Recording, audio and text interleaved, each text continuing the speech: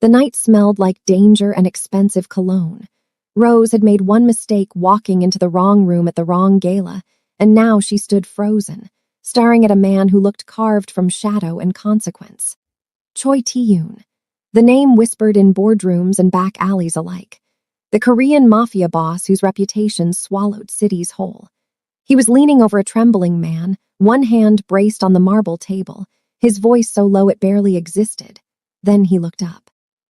And something in Rose's chest, something she had spent 26 years keeping perfectly still, cracked open like a fault line before an earthquake. His eyes didn't leave her. Not once.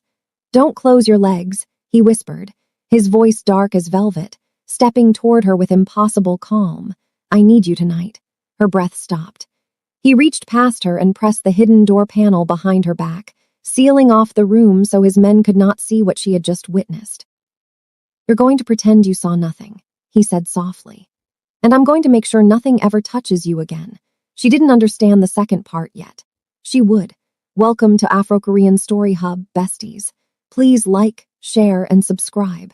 3 hours earlier, Rose had been the most underpaid entertainment journalist at Seoul's Spotlight magazine, assigned to cover the Hansung Empire's annual charity gala, a glittering event where billionaires drank champagne and pretended they cared about the poor. She had squeezed herself into a wine-red dress that hugged her full curves like a confession, and told herself she looked exactly as powerful as she needed to feel. She did not feel powerful. She felt like a woman who had ironed her press badge 4 times because she was nervous. The venue was the Hansung Grand Hotel, 42 floors of glass and arrogance perched above the Han River. Rose moved through the crowd with her recorder tucked in her clutch and her notepad in her hand, interviewing minor celebrities and sidestepping the grabby hands of men who thought an open bar was a personality. She had been searching for a quiet hallway to transcribe her notes when she pushed through what she thought was a restroom door. It was not a restroom. It was a private meeting room, and inside it, Choi Tae-yoon, the heir, the shadow, the name that made senators go pale, had a man pressed against the wall by his collar. 3 suited bodyguards stood at the perimeter. A briefcase sat open on the table. Rose couldn't tell what was inside it, but the man's expression told her it was either money or a death sentence.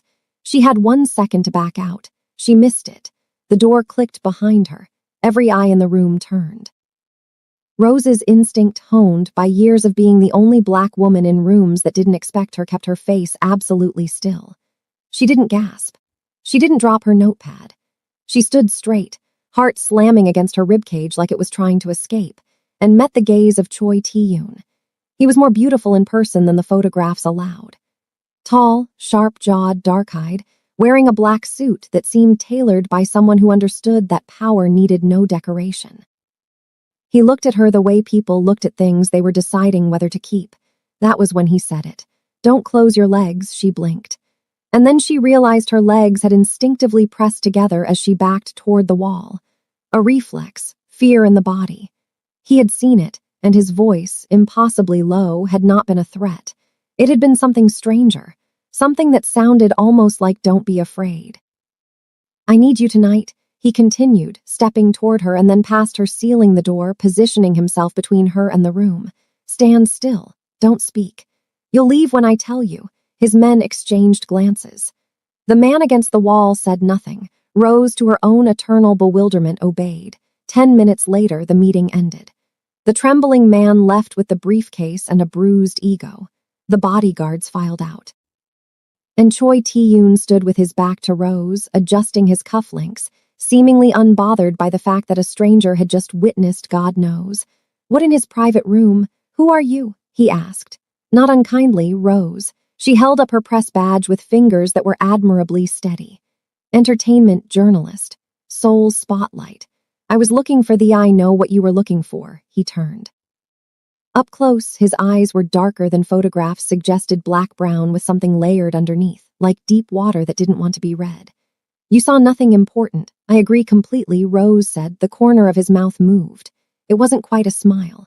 It was more like the idea of something he'd stored away and forgotten he still had. "Your press badge is upside down," he said. She looked down. It was. She had ironed it 4 times and still put it on wrong. She flipped it. He watched her do it. Go back to the party, he said. Don't write about this room. There's nothing to write about, she said. I didn't see anything. He studied her for a long moment, long enough that her spine straightened entirely on its own, and then he stepped aside, giving her the door. She walked past him.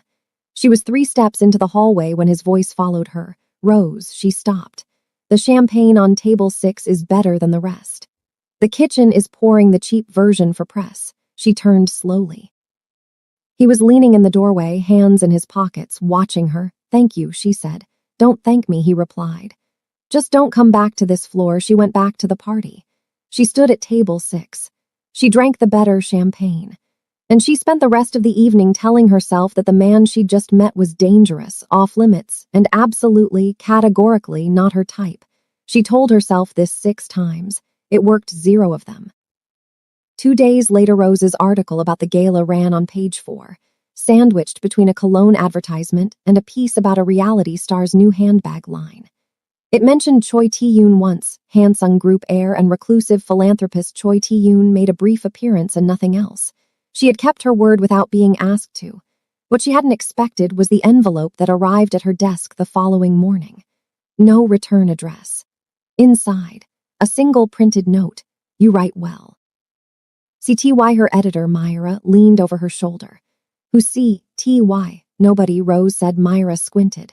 That's Hansung Stationery. Rose, is that nobody? Rose said again and tucked it into her drawer. She told herself it was nothing. A courtesy. A powerful man acknowledging a small journalist who'd kept her mouth shut. It meant nothing. He was probably the kind of person who sent notes to everyone he needed to manage. She read the note 2 more times before lunch. That evening, the press event for the opening of the new Hansung Cultural Center was not on Rose's assignment roster. Her colleague Dee-ho was supposed to cover it. But Dee-ho had come down with food poisoning, suspiciously, conveniently, and Rose's editor had shoved the assignment into her hands at 4:30. You've got 30 minutes to get to Yongsan. Go, Rose went. The cultural center was breathtaking, glass and wood and intentional silence, a building designed to make you feel like culture was something you could walk inside of. The opening ceremony was crowded, warm, and beautifully lit, and Rose was halfway through interviewing the center's director when she felt it, the shift in energy. The kind that happens when a room becomes aware of a specific person. She turned. Choi Tae-yoon stood 20 feet away, surrounded by board members and city officials, utterly composed and completely unreachable. He was nodding at something someone was saying, and he looked to any outside observer like a man fully absorbed in the conversation. But his eyes were already on her. Rose turned back to the director and finished her question. Professional, unbothered, normal. She did not look back. She felt him notice that she didn't look back. She had no idea why she was certain of this. She was certain anyway. She was waiting for the elevator at the end of the evening when footsteps slowed beside her. She already knew whose they were. Wrong floor again, Choi Tae-yoon asked. Right floor, she said, eyes forward. This is the lobby. It is, he agreed. He pressed the elevator button, though it was already lit. You didn't look at me tonight. I was working. You knew I was there. The elevator arrived. They both stepped in. Rose pressed G. He didn't press anything. Are you following me to the lobby? She asked. I'm going to the lobby, he said. Where's your security? Sighed. The elevator was small. He was tall. Rose was very aware of both facts. She studied the floor numbers changing and reminded herself of approximately 11 reasons this man was not someone she should be standing in an elevator with. You kept your word, he said quietly. I said I would. People say a lot of things. She looked up at him then. Because something in his voice had shifted, fractionally, almost imperceptibly, into something that wasn't power or authority. Something that sounded like the ghost of an old disappointment. I meant it, she said simply. He looked at her. The elevator opened. Neither of them moved for one full second, a second that somehow lasted much longer than seconds were supposed to. Then Rose stepped out first. Good night, Mr. Choi, she said, walking toward the exit. She heard his footsteps a beat behind her. Tae-yoon, he said. She paused at the door, hand on the glass. Didn't turn. Good night, Tae-yoon, she said, and walked out into the soul night before her voice could betray the way her whole chest had just rearranged itself. The following week, Rose learned 3 things about Choi Tae-yoon in the days that followed. 1. He had quietly donated the entire construction cost of the cultural center anonymously, and only a single administrative filing, which she found buried in public records during a late-night spiral of professional curiosity, connected his name to it. He had not told anyone. He had not wanted credit. 2. He had, according to every source she carefully did not interview, built the Hansung empire from near ruin after his father's stroke left the company in debt and under threat from rival syndicates. He had been 23 years old. He had not failed. 3. He had called her editor. Myra dropped the news on Rose's desk with the expression of someone delivering a live grenade. Hansung's PR team reached out this morning, Myra said carefully. They want to offer Seoul Spotlight an exclusive monthly column. Inside access to Hansung events, philanthropic initiatives, the cultural center programming. The kind of access we've been trying to get for 3 years. Rose looked at her notepad. And they requested me specifically. They requested you, Myra confirmed. By name, Rose Adiz Mensa. Specifically, silence settled over the desk like snow. I'll do it, Rose said. Myra blinked. You're not going to ask why. I already know why, Rose said quietly. I want the column. She did. She wanted the column, she wanted the access, she wanted the byline that would finally take her off page 4. That was the only reason. She told herself this with great conviction. She believed maybe 40% of it. 2 days later, the first official briefing was held at Hansung Tower, 90 floors of polished ambition overlooking all of Seoul. Rose wore a structured cream blazer over a floral dress that nipped at her waist, told herself she had not put in extra effort, and arrived 8 minutes early because she always arrived early, and it had nothing to do with wanting to compose herself. The PR coordinator, a crisp young woman named Jaisu, led her to a private conference room on the 44th floor and left her with a folder of talking points. Tae-yoon arrived 4 minutes later. He was in a charcoal suit today, no tie, collar open at the throat, a single precise degree of relaxation that somehow made him look more dangerous, not less. He sat across from her, set a coffee down in front of her without asking, and opened his own folder. You take it black, he said. It wasn't a question. How do you know that? He glanced up. You had it that way at the gala, he had noticed. Across a crowded room, in the middle of whatever that meeting had been, he had noticed how she took her coffee. Rose wrapped her hands around the cup and said nothing. The briefing lasted 40 minutes. It was professional, structured, and completely devoid of any reference to private rooms or elevator seconds. Tae-yoon spoke about the cultural center's upcoming programming, the Hansung Foundation's literacy initiative in underserved districts, the planned renovation of a community hospital in Mapogu. He spoke about the hospital with particular care. Rose noticed. She wrote it down. At the end, she gathered her folder and stood. One question, she said off the record. He leaned back, asked, the hospital in Mapogu, that's where you grew up, isn't it? Something moved through his face so quickly she almost missed it. Not quite pain. Something older than pain and quieter, yes, he said. Then the column will start there, she said. That's the story people will actually care about. He studied her. Then he stood, straightening his jacket, back to the composed and impenetrable version of himself. I'll have Jaisu send you the access clearance, he said.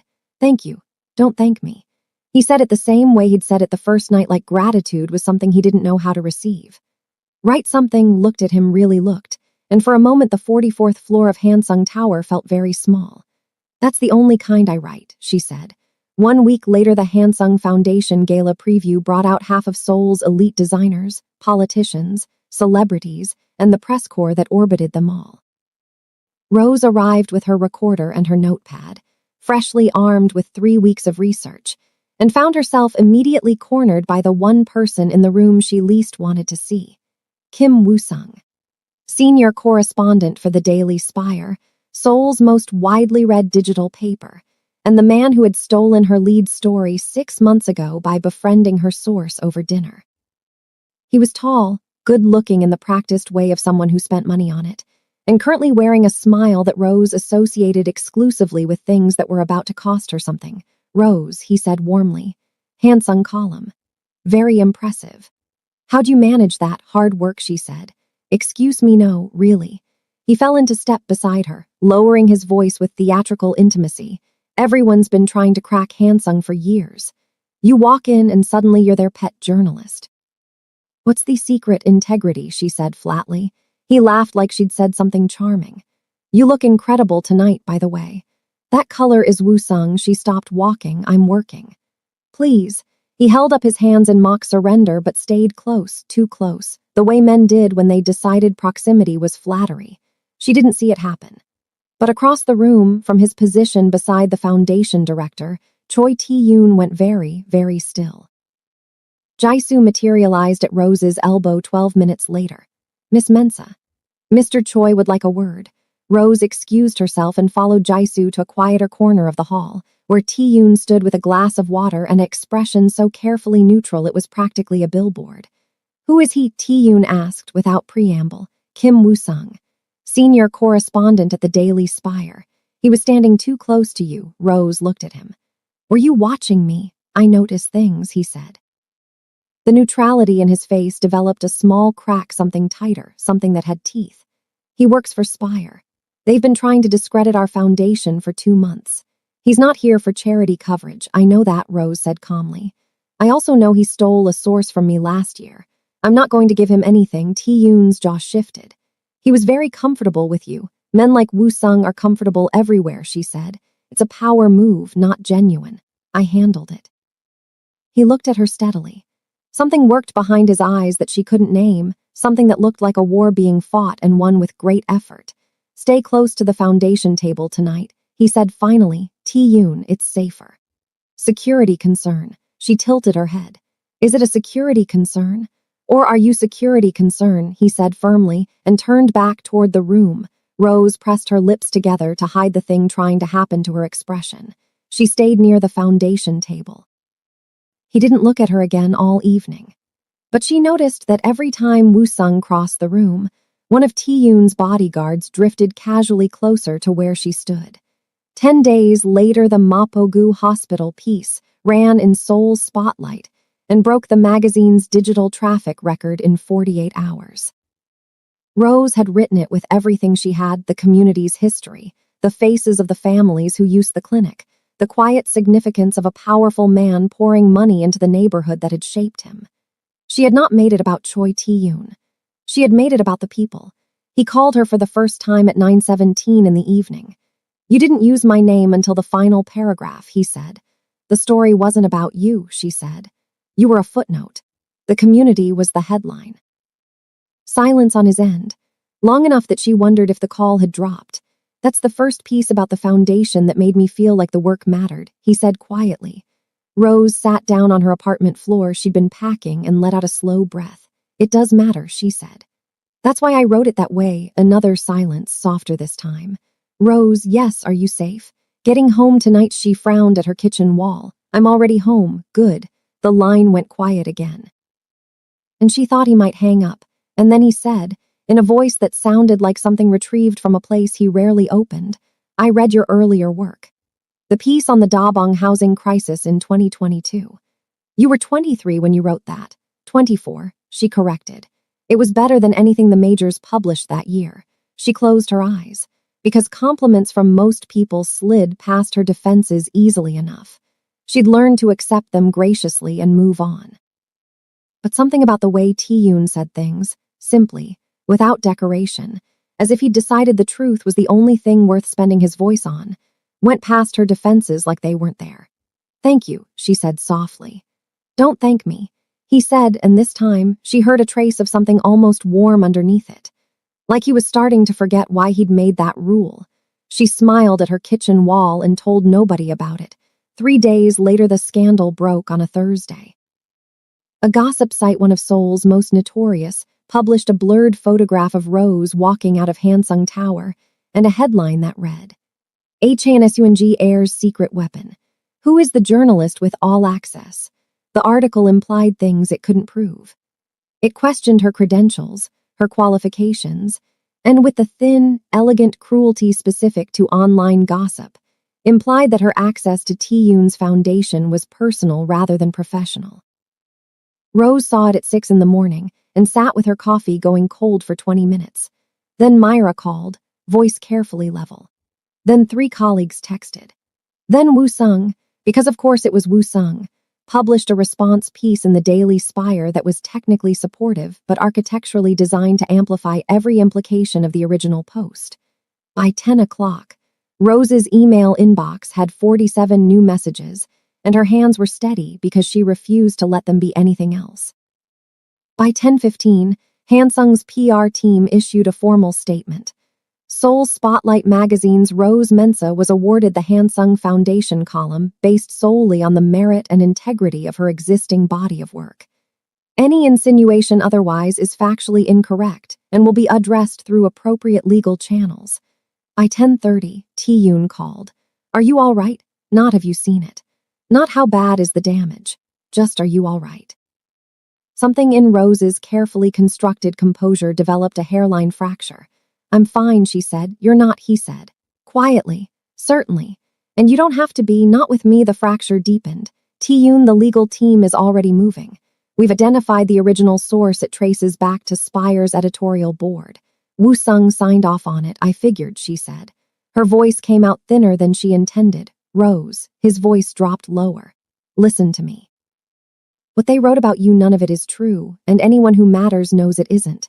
You earned this. You earn everything. She pressed her fingers to her mouth. Breathed. Why are you being kind to me right now? She asked, honestly. A pause. Because someone should have been a long time ago, he said. That evening Rose had gone back to the office to prove she wasn't running.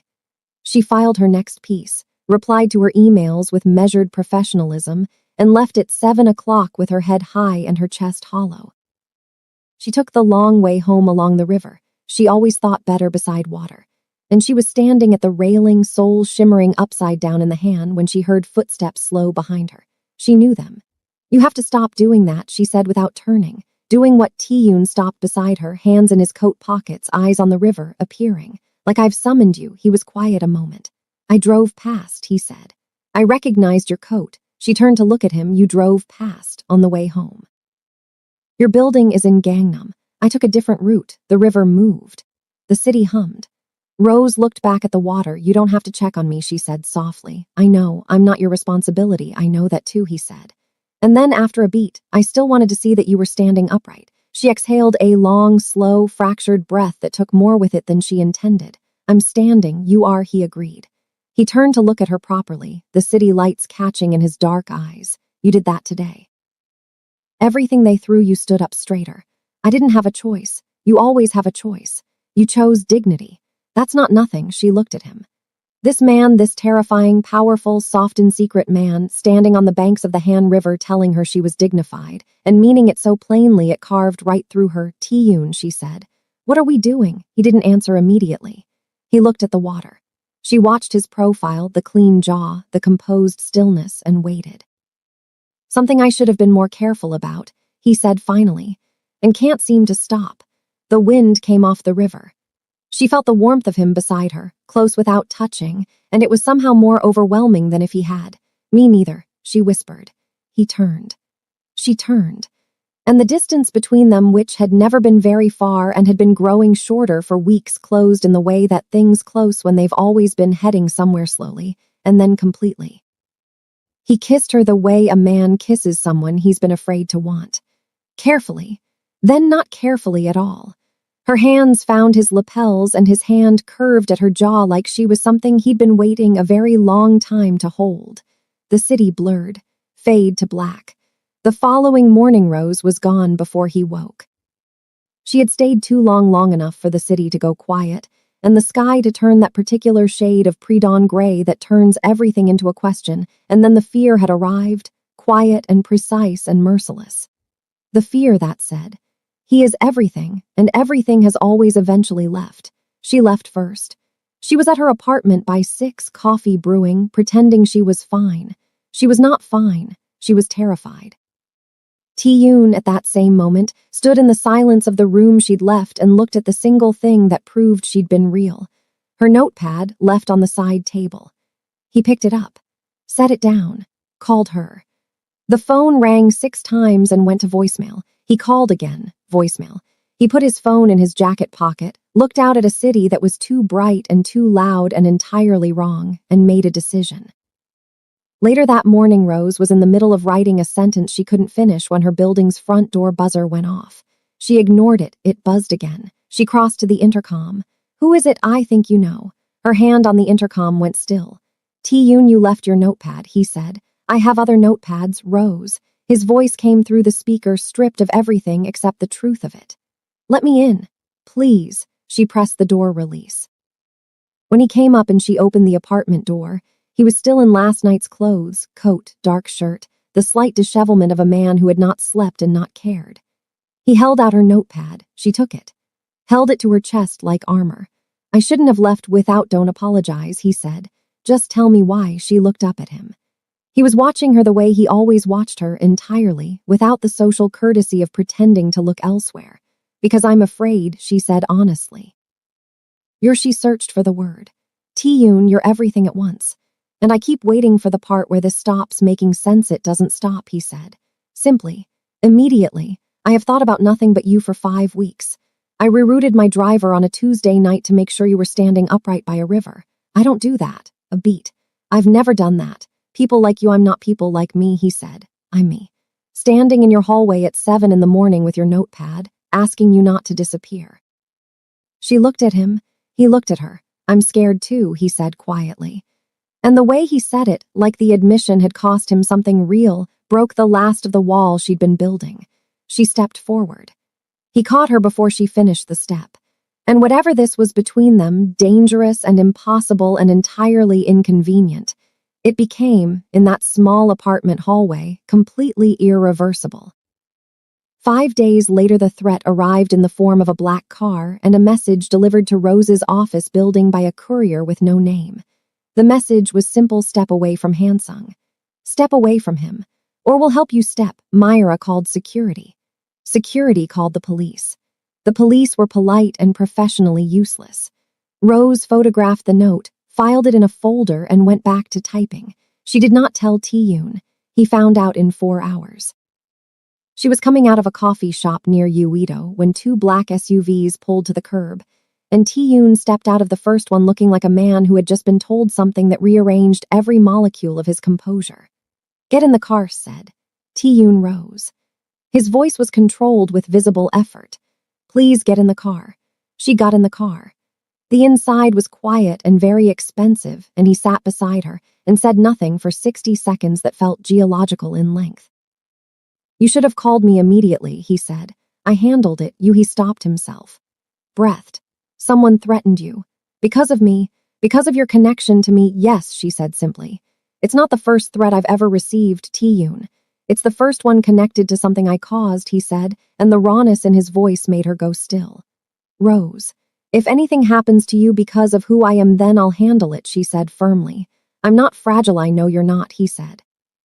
He turned to her, and she saw it then, the thing underneath the composure, the part of him that had been awake since 4 in the morning running worst-case scenarios. "I know exactly how strong you are. That's not the point. The point is that your life should not be at risk because you wrote the truth about a hospital." She reached over and covered his hand with hers. He looked down, then up.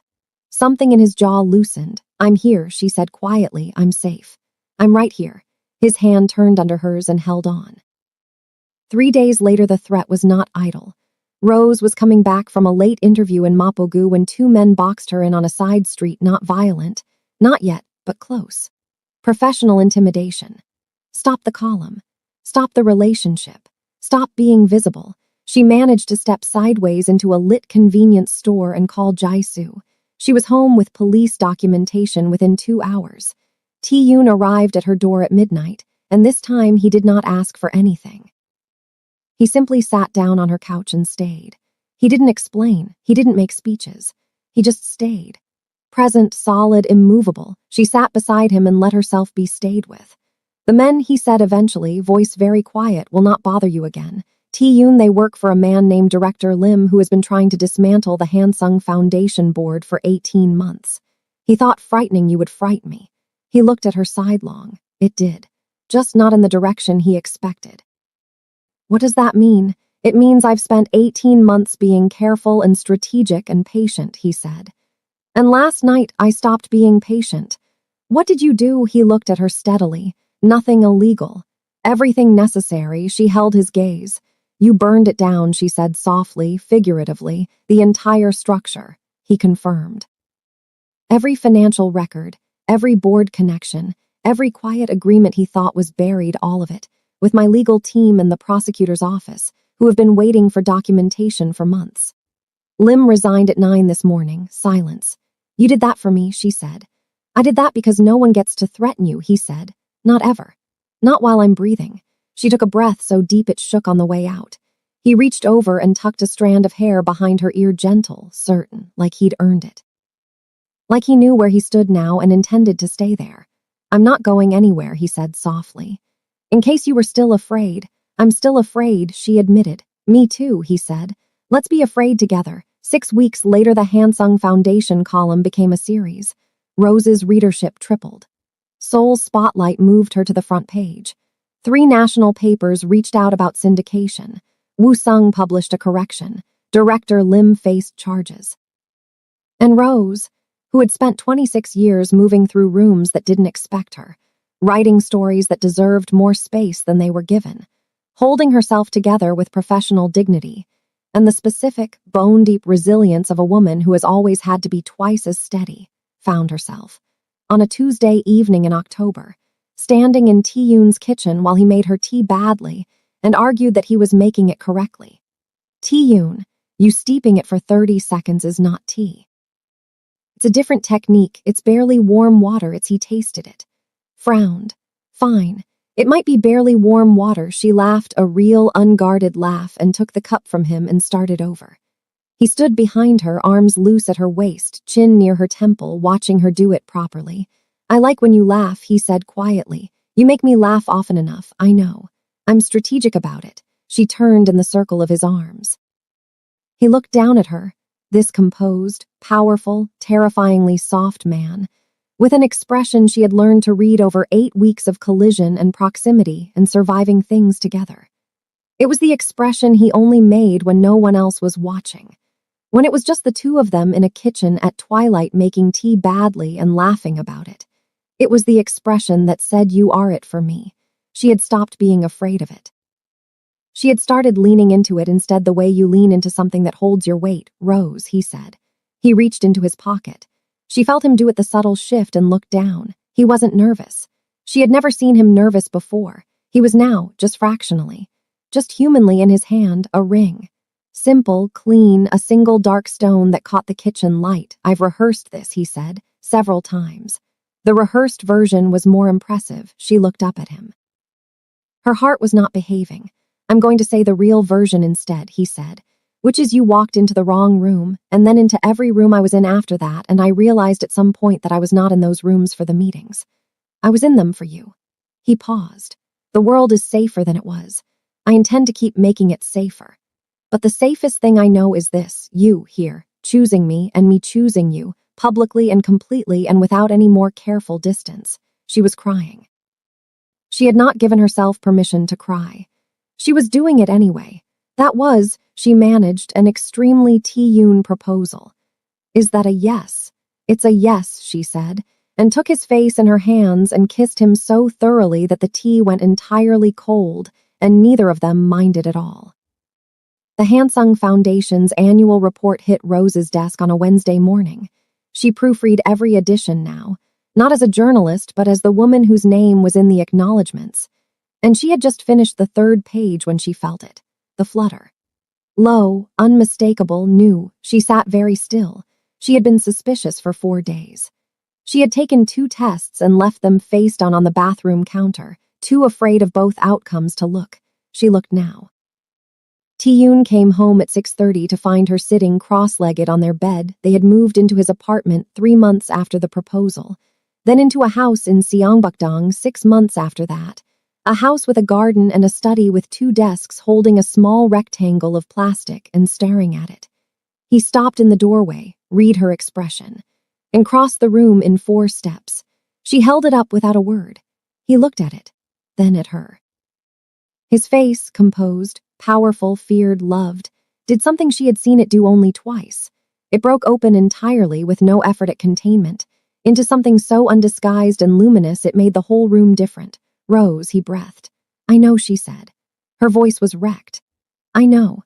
He sat beside her on the bed and held her face and looked at her like she had just handed him the entire world in a small plastic rectangle, which she supposed she had. "A baby," he said softly. "Ours." "Ours," she confirmed. He kissed her forehead, her temple, held her with both arms, pressed his mouth to her hair and stayed there. This fierce, immovable, infinitely careful man, wrapped entirely around the woman who had walked into the wrong room and changed the direction of everything. Outside, Seoul shimmered.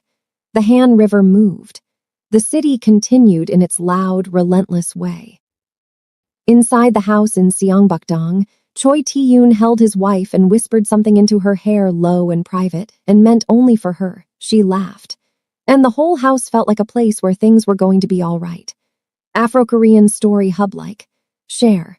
Subscribe. More stories on the way, don't sleep on it.